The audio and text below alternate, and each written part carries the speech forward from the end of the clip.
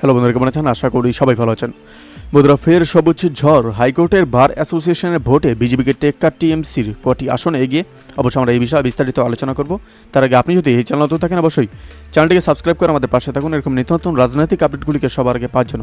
আর বন্ধুরা, আপনাকে তো সাইট থেকে কিন্তু রিডিং নিতে পারেন। বন্ধুরা, 2024 লোকসভা নির্বাচনের সবুজ ঝড়ের সাক্ষী ছিল বাংলা।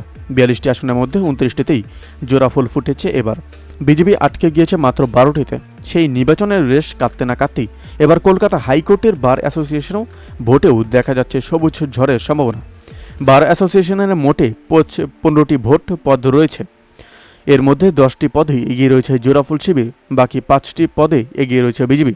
সভাপতি পদে এগিয়ে রয়েছে টিএমসির অশোক কুমার ঢন্ডনিয়া। কোষাধ্যক্ষ পদেও এগিয়ে রয়েছে জোড়াফুল। টিএমসি সৌমিক গঙ্গোপাধ্যায় এগিয়ে রয়েছে এই পদে। সভাপতি পদে তৃণমূলের অশোক কুমার এগিয়ে থাকলেও সহসভাপতি অবশ্য এগিয়ে রয়েছে বিজেপি। পম শিবিরের কৃষ্ণেন্দু ভট্টাচার্য এগিয়ে রয়েছেন এই পদে। বারের অন্যতম জরুরি পদ হল সাধারণ সম্পাদক। এই পদেও বিজেপি এগিয়ে রয়েছে। পদ্মশিবিরে শঙ্কর প্রসাদ দলপতি এগিয়ে রয়েছেন এই পদে।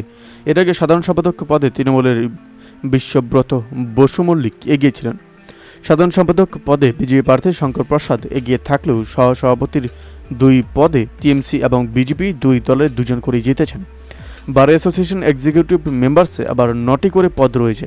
এর মধ্যে অর্ধেকের বেশি পদে জয়ী হয়েছে টিএমসি। 7টিতে জিতে গিয়েছেন তৃণমূলের প্রার্থীরা। অন্যদিকে বিজেপির ঝুলিতে রয়েছে 2টি। উল্লেখ্য, কলকাতা হাইকোর্টে এই ভোট নিয়ে একটি মামলা বিচারাধীন রয়েছে। সেই মামলা শুনানি হওয়ার কথা রয়েছে আগামী সপ্তাহে।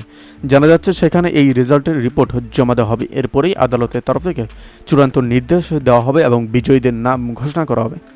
বন্ধুরা, এই আপডেট প্রসঙ্গে আপনাদের কি মতামত অবশ্যই আমাদের কমেন্ট করে জানাতে ভুলবেন না। ভালো থাকবেন, সুস্থ থাকবেন। ধন্যবাদ। দেখা হচ্ছে নতুন একটি ভিডিওতে। আপনি কোথা থেকে দেখছেন এই ভিডিওকে অবশ্যই আমাদের কমেন্ট করে জানাতে ভুলবেন না।